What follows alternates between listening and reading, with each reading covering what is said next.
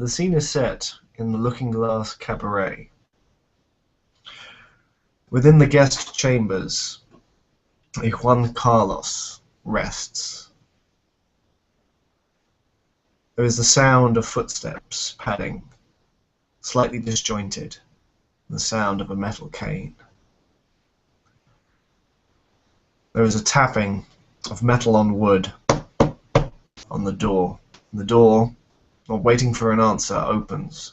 Reveal John Stanhope, Prince of the City, staring down at the form of the Toreador, Juan Carlos. Good evening, Principe. As he looks down and not at the eyes of the prince. Please, don't get up. Good evening, Mr. Carlos. I came here to congratulate you. You took your blows and your punishment very well. You do your clan a service. I'm glad you think so. You do not balk at punishment, Mr. Carlos, and I appreciate that. You take responsibility for your actions. But I will not lie to you. Your status in the city is in tatters. You have lost much. But this is why I am here. I wish to give you a chance to redeem yourself in my eyes.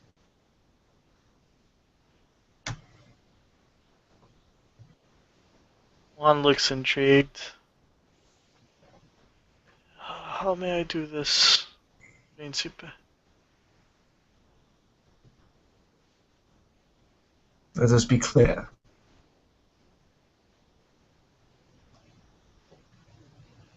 I have an offer to make to you and some others. An idea that has been formulating around my brain. If you accept, you will be working Camarilla's will. But if you do not wish to accept my proposal, no more will be spoken of it. I will wipe the memory from your mind, and you may carry on trying to rebuild your name from the mire in which you have found yourself. Can you stand? He looks down at his legs. The wounds would have been like scabbed over. He has not wasted any blood as he is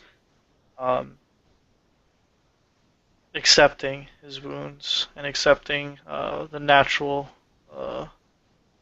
speed at which they're gonna heal. Uh, yes, I believe I can. As he sideways stands off the bed that in which he's in, and just sits and kind of ponders the thought some more. John opens the door and sort of gestures with his arm. Every journey takes a single step, Don Carlos. Are you ready for the destination in which it leads you?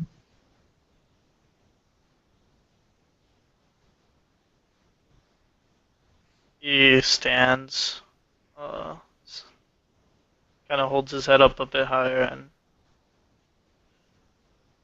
para ti, mi príncipe, lo que sea.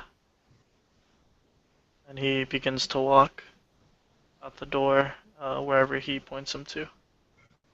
And John leads Von Carlos elsewhere in the cabaret. Meanwhile, outside.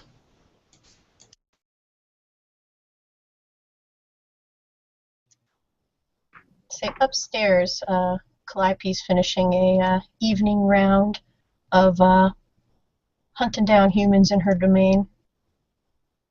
So 1, 2, 3, 4, 5, 6, 7, 8. 9 successes on my feeding roll with appearance subterfuge, 3 in domain, 2 in herd, and DC 6 gets dropped to 3. So she has a pretty good little eating night after all the festivities, and had texted Laird to have him and Megan head on over, as was indicated by the prince. Calliope walks back down to her bedroom area, just looks at a box that's sitting on her nightstand, reaches back out to this box, one that had to have been sent by some Giovanni, with a number and ashes on it, and just touches the box, thinking about the box itself.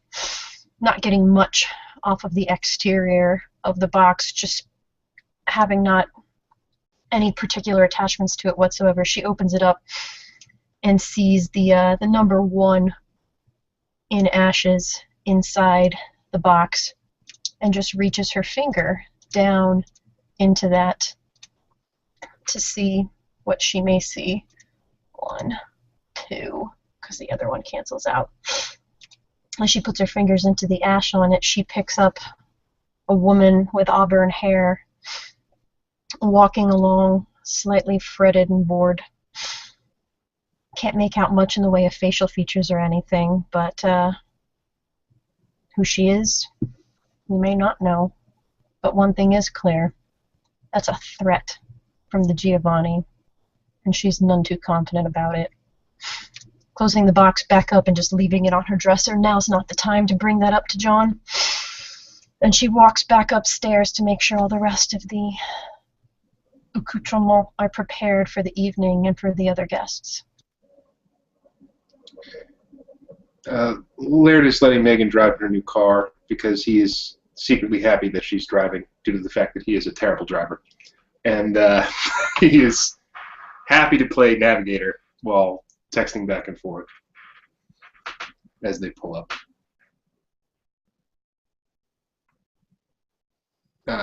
April, are you talking? Are you muted? I was. Apologies. Oh, no. Megan had said very little during the car ride. The events of the weekend have rattled her pretty deep down, although she's not jittery at the moment. She trusts Laird, and for the moment she trusts Calliope. Anyone else? Possibly not sure, but she pulls up in front of the cabaret and looks over at Laird, and she says, well, hopefully this won't be a disaster as well. Well, hopefully we're given the tools to maybe mitigate a disaster this time, he says. And he gets out of the car, walks over to the front door. It's the looking glass, right? So I've got to knock or something to get in? Yep. Okay, so There's he's just a guy out front, so... Yeah. He's waiting for Megan to like be ahead of him, essentially, like following her as they walk up to the door to be let in the appropriate way.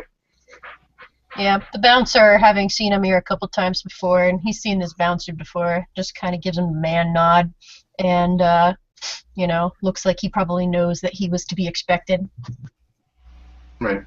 So then Laird just sort of gestures for her to go in first. He follows her in, and we wait to be led to wherever we're going to be led to.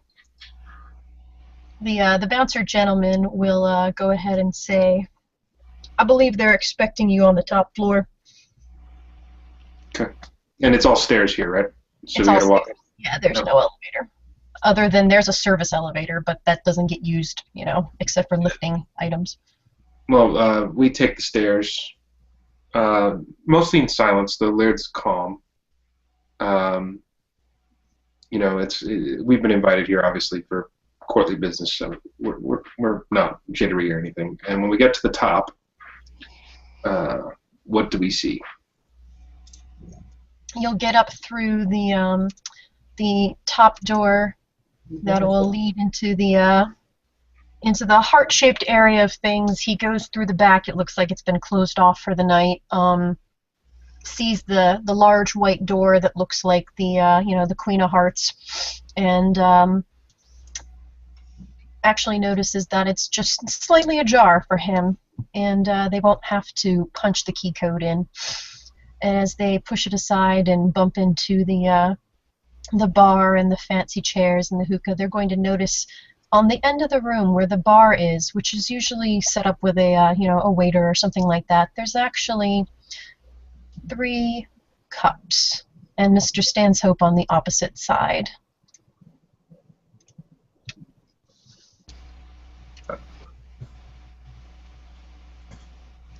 Megan will take a look in and see. She'll kind of turn to Laird, a little bit confused. New Sarum's full of surprises. I guess she will approach with Laird. Yeah, they walk together, side by side. Laird's squinting at the cups for a second, but then he smiles at the prince. And he bows his head respectfully. Excellent, you have arrived. Please, come in.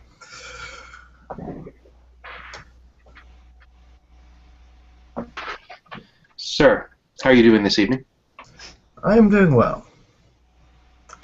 There is a matter of important business I wish to speak with all of you. Is Miss Tavalaris with us? She will have walked up through the stairs after making sure that everything was sorted out. She will have closed the outer door for the heart-shaped, table room and things, and then as she goes back in, just close the main door to this area behind them. It'll click, and as it kind of does, if you're paying attention, it's almost like it air seals a little bit, just so you know that you're in a room, and if you're looking at the walls, the sound probably has sound paneling and dampening things behind it, just to make sure that everything is not going to be heard in this particular room. Doesn't look like you can definitely get out. It's not locking you in. It's just keeping everyone else out. Excellent. You 4 are probably the most trusted kindred in this city from where I am standing. Each of you have shown your loyalty to myself and to this city in numerous ways. You have never questioned.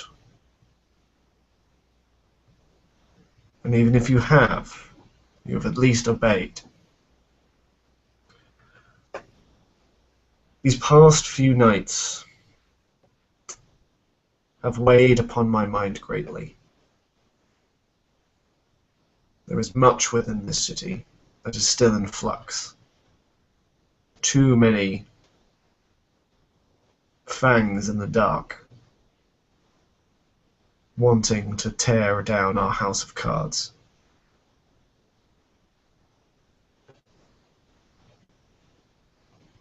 I call each of you here to ask you something I don't believe has been done since the War of Princes. These are treacherous times. And we need to be able to deal with any situation that appears.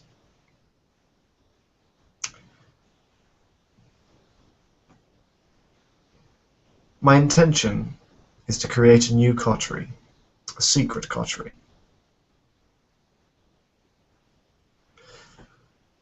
This coterie will be my nightly order. To be the blade when I need it. To be the dagger in the dark when I need it. To be my shield. To be my eyes and ears. Trusted above all others.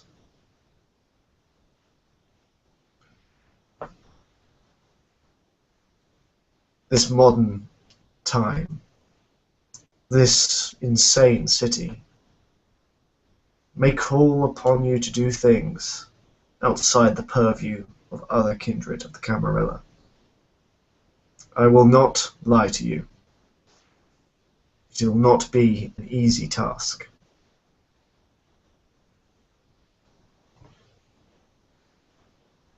So I give you a choice. You may join, in which case you will drink from the cup, and we will begin our work to rebuild New Sarum, protect my praxis and defend all within our city from those that will only wish to destroy it or harm those we care for. But if you do not wish to, you may simply leave. I will erase this conversation from your mind, and we will speak nothing more of it.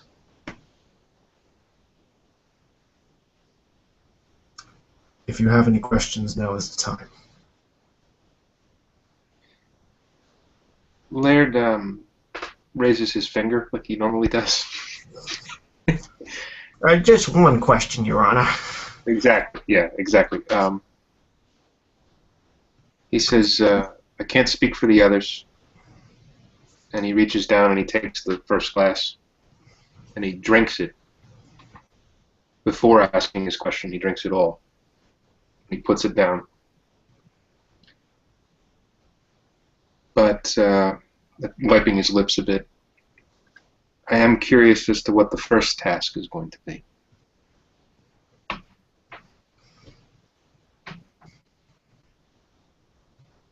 There is no first task.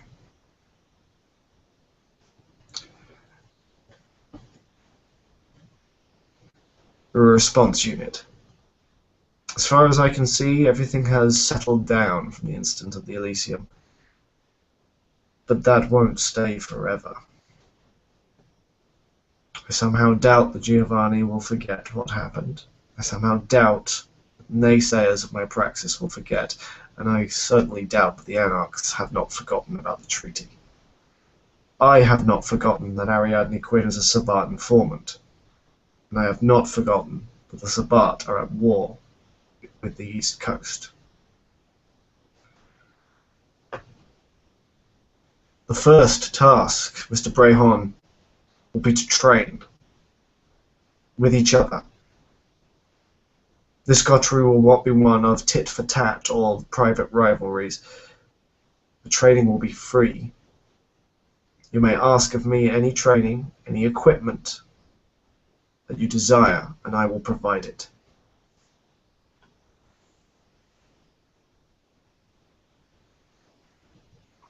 He nods.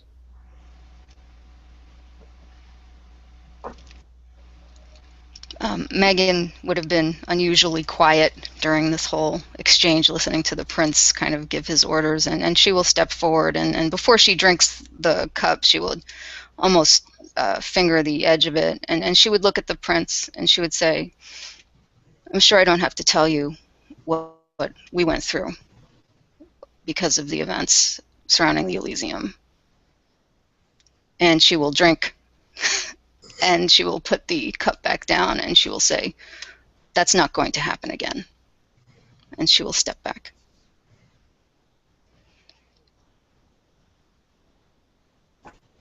Your courage emboldens me, Miss Maitland. You are right. One of ours was taken.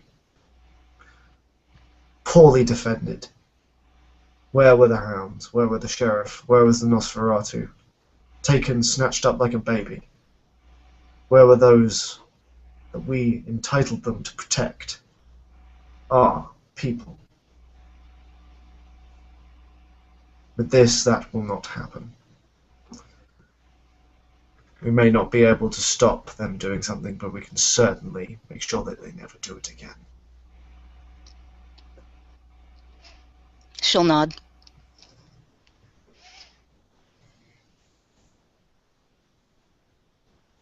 Juan Carlos kind of looks at around the room, holding himself on his arm and just kind of taking in the moment, and looks to Calliope to see if she's already heading towards the cup or anything like that, or if she's going to speak first.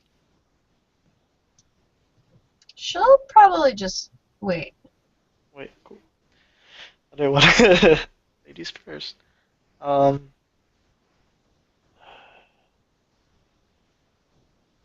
Mi príncipe, tengo una pregunta. Have you offered this to anyone else but us? No. I don't trust anyone else in the city. You are my most trusted kindred. Very interesting. You seem, Principe. I do not trust this man, as he points to Laird, as he was the scribe to this fake treaty. It will be much time before that goes away from my mind, as he is not suited for the Camarilla, such ideals.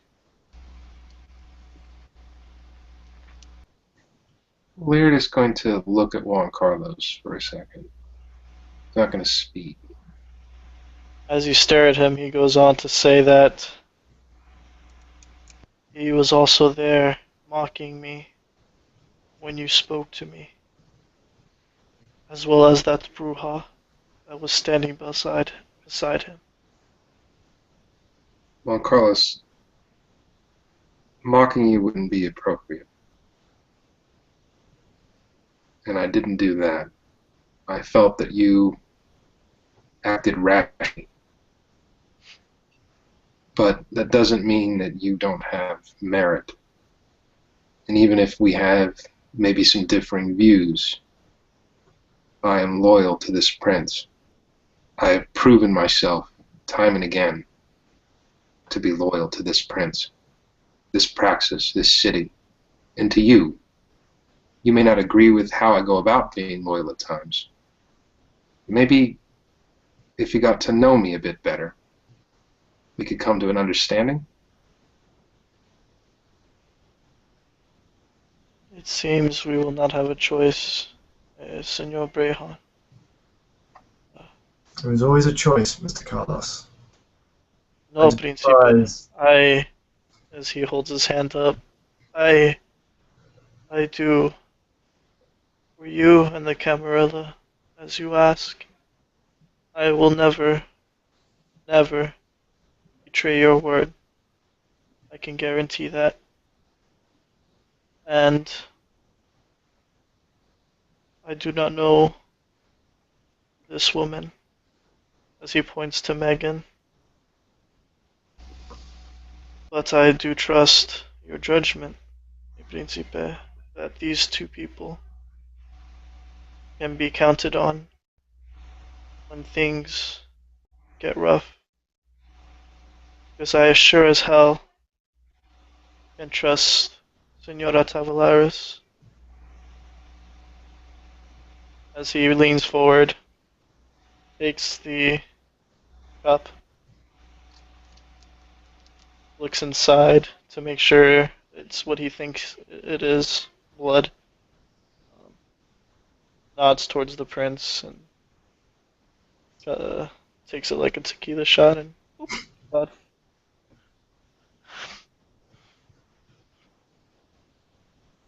Puts it back down, waits.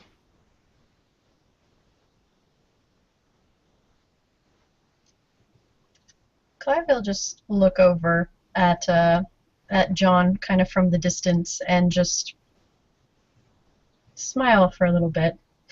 The two of them have been through this before, and he already knows without even asking what her response would be.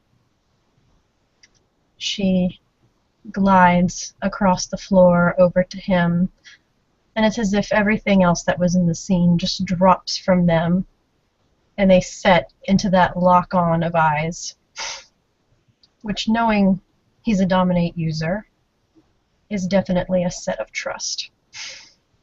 She'll walk over right to the front of him, and probably, at this point, standing just a smidge taller than him in shoes, and get very up close into his bubble, confirming Laird's previous suspicions of what their interactions and relationship may have been. And then just moves to put her arms around his waist section. Says, Of course, darling. What else did you think I was going to do? I can always count on you, my angel.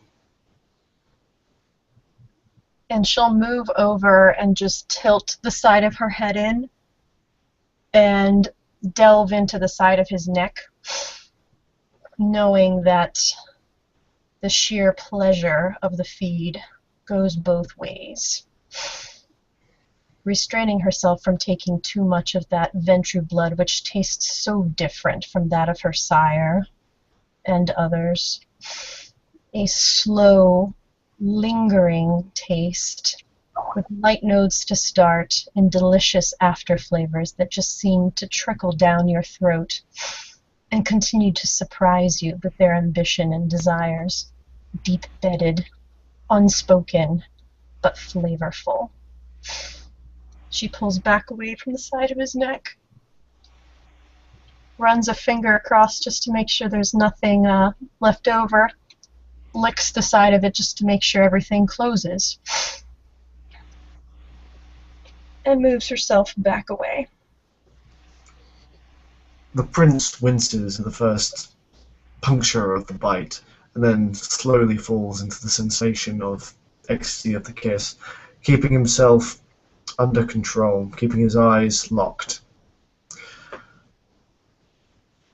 Once the feeding is done, he takes a moment, breathes, more to steady himself than anything else, concentrates and allows the wound to heal. He goes over to the cups, picks one of them up, puts 2 fingers around the glass's edge, taking the vitae and smearing it with his fingers. Kneel, please. So I guess all the characters are kneeling. They are now. Sounds good. Yeah. Clive, you'll kind of look at him with one of those like half dirty eyeballs of like, oh god, I know where this could go if there was no one else here. But just looking at him with that a little bit, Laird might catch a little bit of deviousness in her look, but he knows her by now. Laird kneels. He doesn't.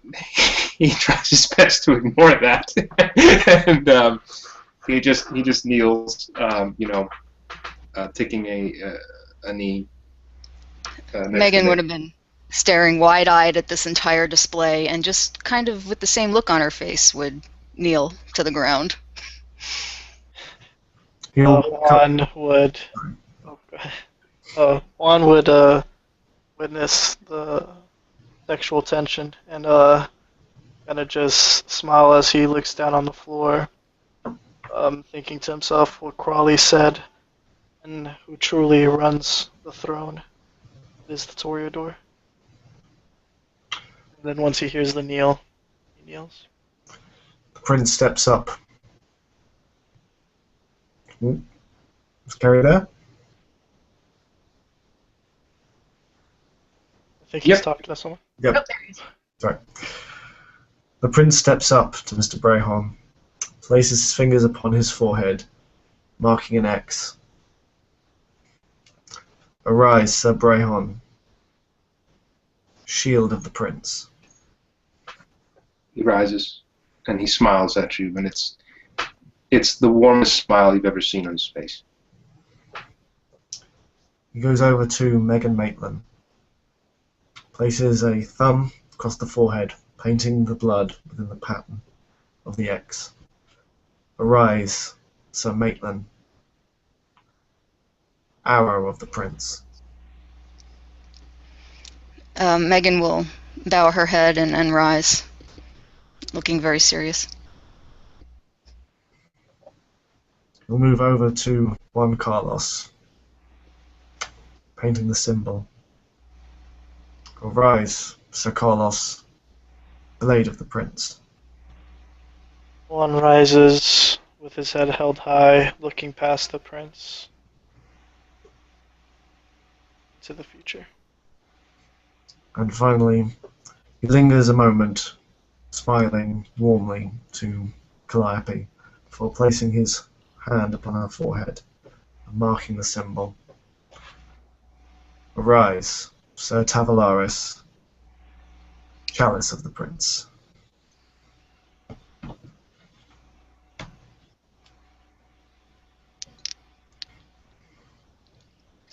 She rises.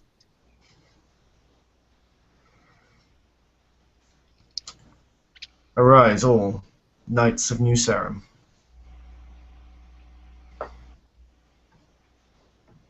And sing.